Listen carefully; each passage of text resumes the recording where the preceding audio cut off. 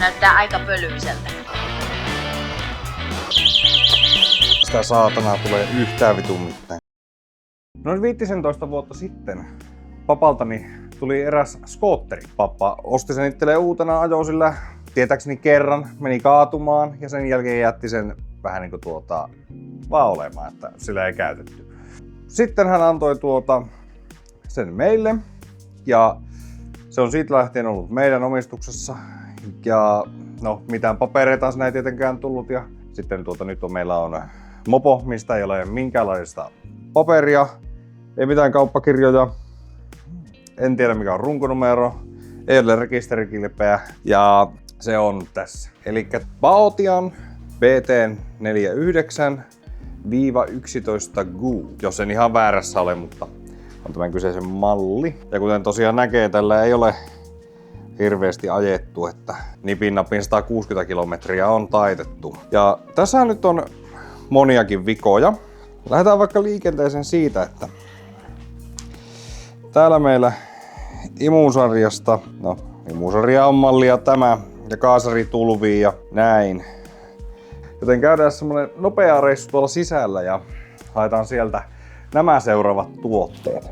Että se vehe saadaan toimimaan, mehän tarvitaan siihen osia. Ja sitä varten Tekantilta on tullut meille paketti. Se mitä se pitää sisällään on teille vielä arvoitus, minulle ei. Mutta pidemmittä puheitta katsotaan mitä se pitää sisällään. Ja näin, katsotaan mitä täältä löytyy. Täältähän löytyy narrakun vähän pitävämpi hihina, toinen narrakun laatikko, palataan kohta siihen myöhemmin.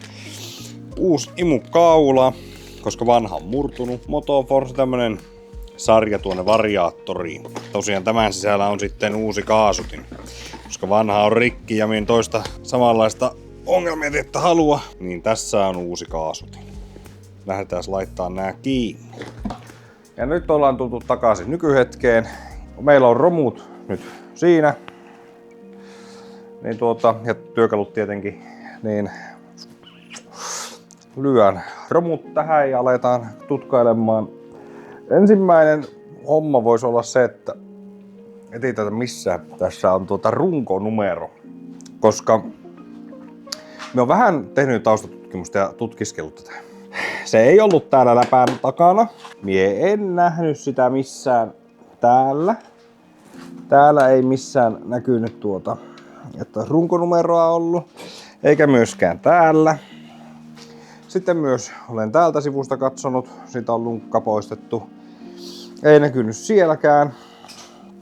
Ja seuraavaksi olisi ajatus, että otetaan tästä tämä penkkisydämi pois. Katsotaan, olisiko sitä tuolla putkessa jossakin. Niin siitä olisi hyvä lähteä liikenteeseen. Aloitetaan sillä, että avataan tämä peräsloiperi tuosta. Auki.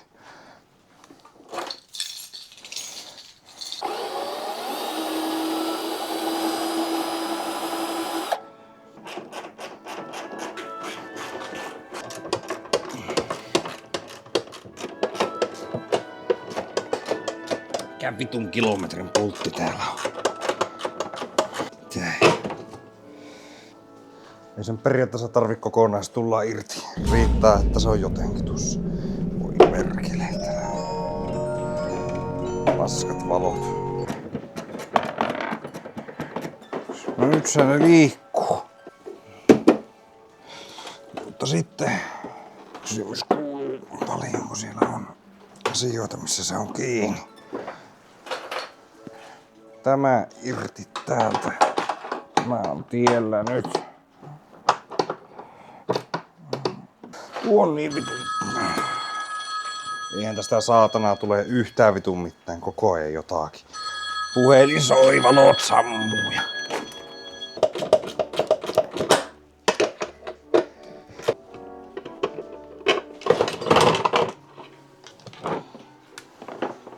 No, ei ole se boksi tiellä.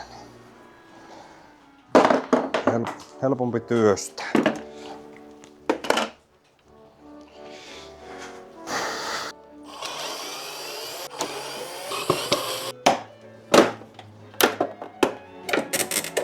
Se, joka on keksinyt tämän systeemin, kyllä on. Ei kun hetki. Pitääkö tästä eestä ottaa tää kate ensin pois? Tämä. Ihania ääniä. Noin. Siitä meillä on kate.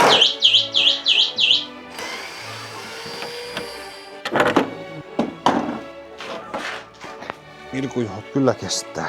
Tämä sama kohtelu toiselle puolelle.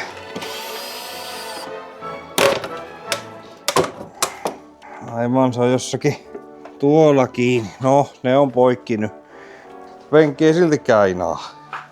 Löysetäänpä nämä irti. Okei. Nyt ei tuo enää ahista. Ja näin tuleeko takakate. Nyt se nousi. Yes. Katsotaanpa onko täällä sitä runkonumeroa.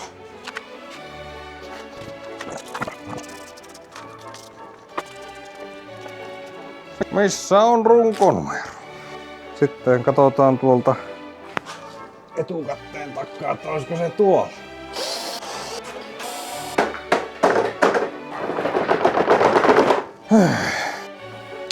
Kylläpä se selviää, kun purkaa kaiken pois.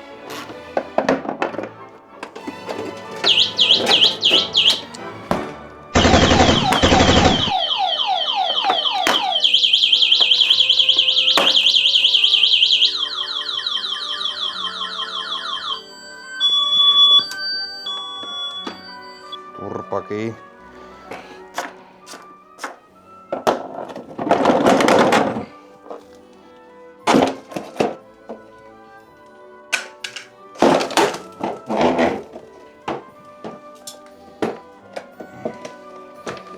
Toi jalkatilaakin irti. Saapa tuo auki tuosta kanssa. Tässä vaiheessa on tosi tärkeää hukata jo kaikkinen mutteri ja ruuvi. Nämä auki. Tämä on kyllä hankala, kun ei pääse noihin johtoihin käsiksi. Kyllä on tuolla katteella katteet joutua pois. No, ei mulla ole muuta vaihtoehtoa kuin väkivalloin yrittää. Katsotaan sitten mikä oli kiinni. Tästä täältä välistä niinku painaa.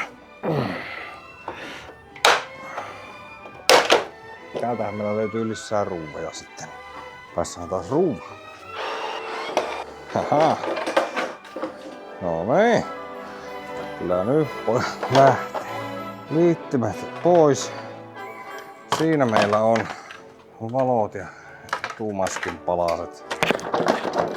Nyt tämä koko mytiikka tulee täältä.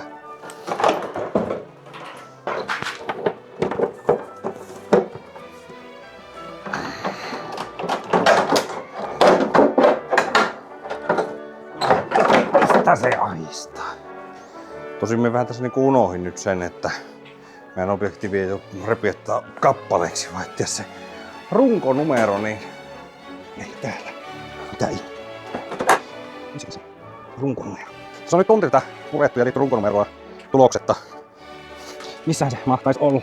No kuule semmonen homma, että mun pitäisi löytää tästä skootterista runkonumero. Oon pahoillani. En oikein saa selvää tuosta videosta, kun se liikkuu niin nopeasti. Voisitko näyttää vähän hitaammin niitä paikkoja, joista ollaan puhuttu? Esimerkiksi penkin alta ja jalkatilasta. No missä se runkonumero tästä on? Sellaisen pitkän numerosarjan siinä runkoputkessa. Se on se. No näetkö sinä? Minä en ainakaan. Kyllä minäkään erotan numeroita noin läheltä. Näyttää aika pölyiseltä. Pystyisikö sitä kohtaa vähän pyyhkimään puhtaaksi? Jos siinä on pölyä tai muuta likaa sen...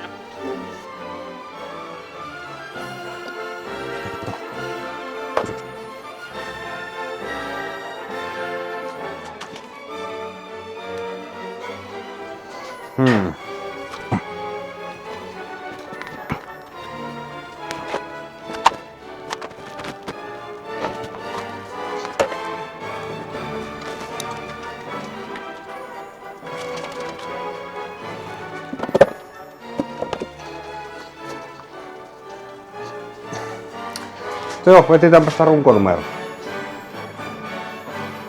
No niin, voin ilokseni kertoa, että pitkän etsimyksen jälkeen runkonumero on löytynyt. Sai sinä purkaa koko skootterin ossiin ja etsiä, että missä on runkonumero. Siellä se on penkin alla. Niin, eipä ollut siellä, mistä tekoäly ja kaikki sanoo. Se on meillä tuolla. Siellä niin. Joten otetaanpas sieltä kuvat ja niillä sitten pääsee käymään katsastuskonttorissa ja saapii tämänkin vehkeen aion joskus. Kunhan tämä saisi ensin ehjäksi ja kuntoon ja sitä rattaa. Tästä tämä auki ja katsotaan mitä täältä löytyy.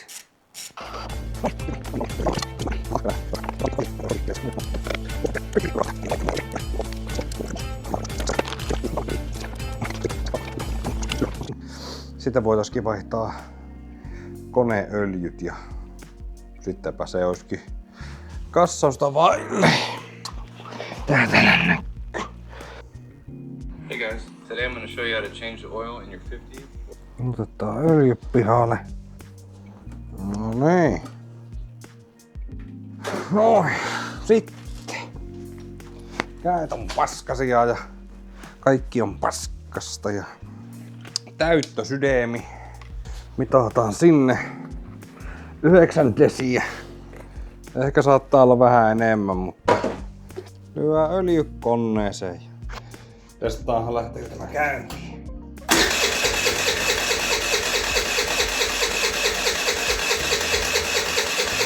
Vähän on nihkeä tuo starttaus.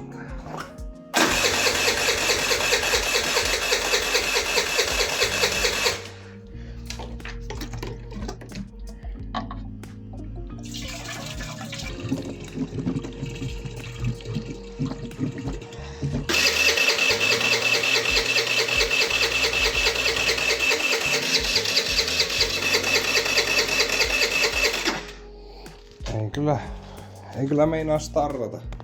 No niin, ja vikaa sitten löytyikin, että siellä alipainehana ei ollut saanut imettyä kaasariin polttoainetta. Ja no, mietin tein semmosen homman, että vähän himaasin vakuumilla sinne polttoainehanalle, niin sain sitten virtaamaan kaasarille tuon polttoaineen. Ja nythän se sitten käy ja kuppuu, että on vaimet sisään.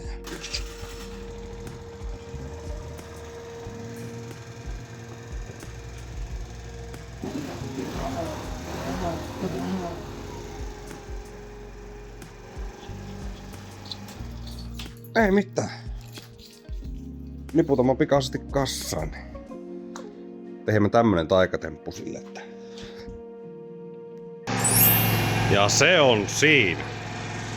Käy ja kukkuu ja on nyt kasattuna, niin...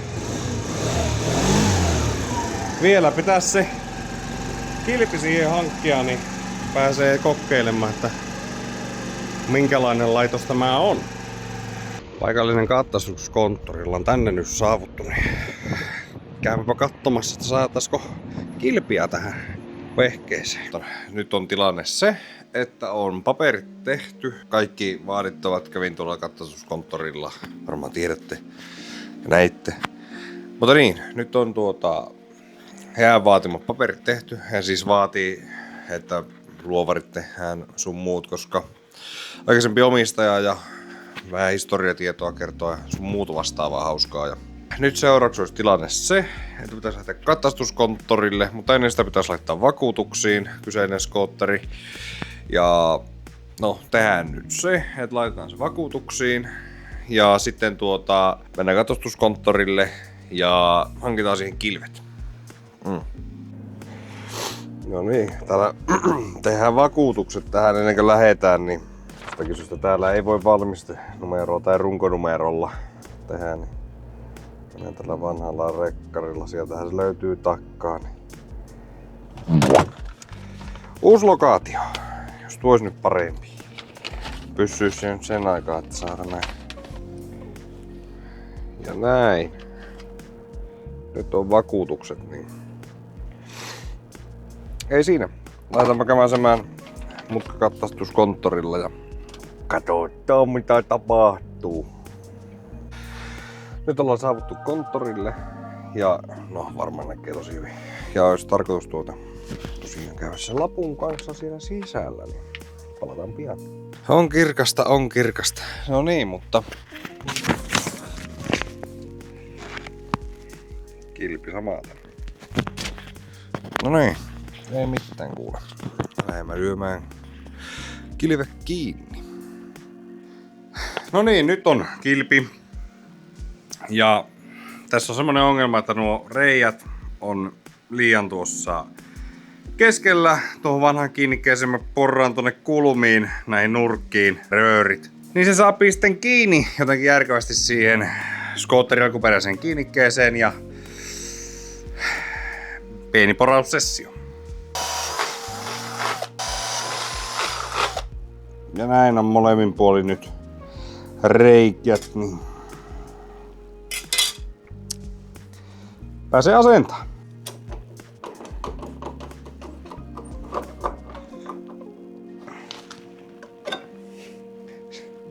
Se olisi siinä.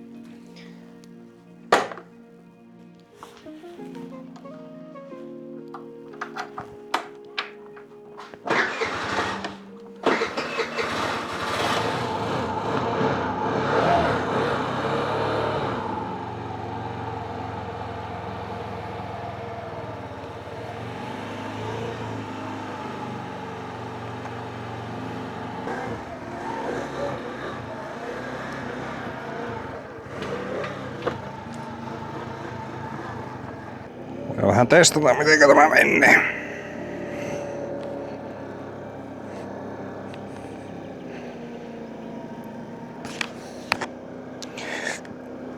Nyt se on vakuutuksissa ja kilvissä ja liikennekäytössä, niin voi käydä kokeilemassa.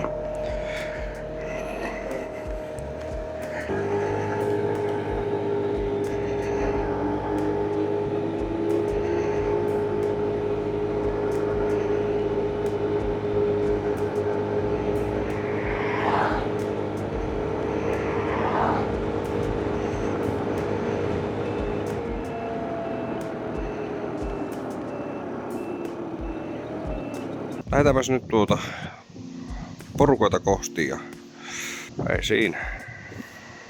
Katsellaan siellä päin vähän paremmin. Ollaan vähän suojaisemmassa tuulelta ja saa kuvata vähän rauhemmassa. Ai niin tosiaan. Otin tämmösen hälyttimen tähän, niin pitää muistaa aukasta, niin eikä semmoista klassista omaanomaisuuden varastamista. Tai no, ei se periaatteessa ole, mutta tavallaan siltä se näyttää ja kuulostaa. Jaha.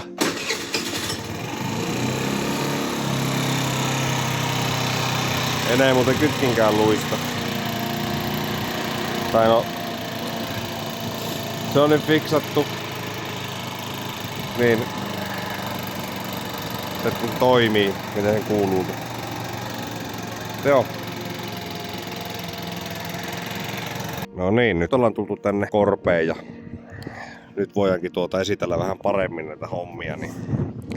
Elikkä tosiaan, tuolla missä me nyt on kuvannut, niin siellä on taas vähän niin kuin kesän lähestyttyä alkanut vilisemään pihalla enemmän ihmisiä, niin siellä on vähän hankalampi kuvata. Mutta, no nyt ollaan toisessa paikkaa. Täällä ei ole minioneita pyörimässä ympärillä ja kyselemässä kysymyksiä ja huutelemassa nauhalle tavaraa. Tähän nyt on asennettu tällainen hälytin. Juurikin sitä varten, että koska sitä ei saa säilyttää esimerkiksi enää seuraavassa lokaatiossa.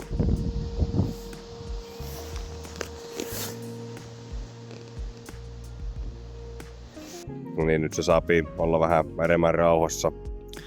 Mutta tosiaan, tässähän on no se mä nyt ei osaa tarkentaa, mutta saa lukittua. Saa myös hiljaiselle lukitukselle, jolloin laite ei ala huutamaan, mutta tämä kapula ilmoittaa seuraavalla tavalla. No, nyt se on havainnut minun heiluvan tässä läheisyydessä. Noin, rauhoituppas.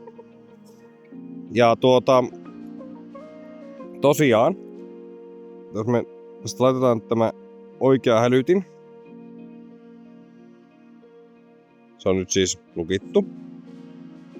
Niin jos nyt joku tulee tähän heiluusilla.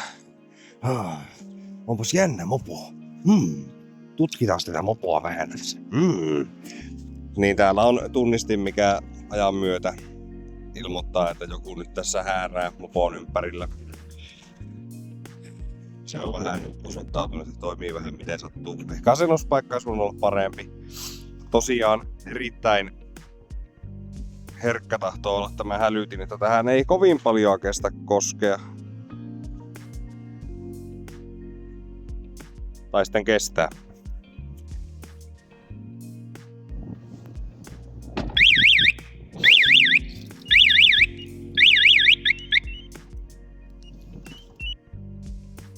Joo, on äänekäs. Jos joku on kiinnostunut tästä laitteesta nyt enemmän, niin mä laitan linkin, mistä minä tämän nyt kyseisen laitteen ostin. Voi sieltä lukea tarkempia speksejä, joista voi kaiken ottaa pienellä ripauksella suolaa, koska puhutaan kiinalaisista. Jaha. Laittaa harjoittimen itse päälle, koska unohdin painaa tätä 2 kertaa, että pitää sen auki tuo mopedi. Joo, siinä on siis toiminto sitä varten, että kun sinä jätät sen näin ja lähdet pois, niin se lukitsee itsensä, mutta sen pystyy ohittamaan painamaan 2 kertaa tuota avausnappia. Mutta joo, tässä oli myös semmonen vika, että tuo kytkin, niin siinä tuo kytkin kello, niin siinä oli jonkun ihmeen sortin valmistusvirhe, koska se kytkin oli sen verran väliä, että se tarrasi koko ajan siihen kytkin kelloon, vaikka kaverin kanssa tehtiin semmonen homma, että otettiin se kytkin kello pois, kaveri oli sen töissä sorviin, otti sitä millin pois halkasijasta, mutta silti se oli niin väliä se kytki, että se tarrasi kiinni. No, mies meni ja osti siihen uuden kytkimen, niin no, nyt se pelittää ja toimii. Siitä nyt ei ole klippiä, mutta se on siellä, se toimii nyt. Kyllä. Ei tosiaan usko, että on toukokuun viimeinen päivä ja huomenna alkaisi kesäkuu. Täällä on hyvä, että 10 astetta lämmintä ja siksi mäkin on täällä takki päällä. Ja kun tää video tulee ulos, niin onnea valmistuneille ja koulut läpäisseille. Ja muistakaa olla vastuullisia liikenteessä ja hauskaa ja kivaa saa olla ja pitää olla, mutta älkää tehkö sitä vaarantaen ittenne tai muiden henkeä ja terveyttä. Mutta joo, eiköhän tämä ollut tässä, niin meikä ja patikka kuittaa ja me jatketaan matkaa tuonne porukoiden luo. Kyllä, mutta ensi kertaa.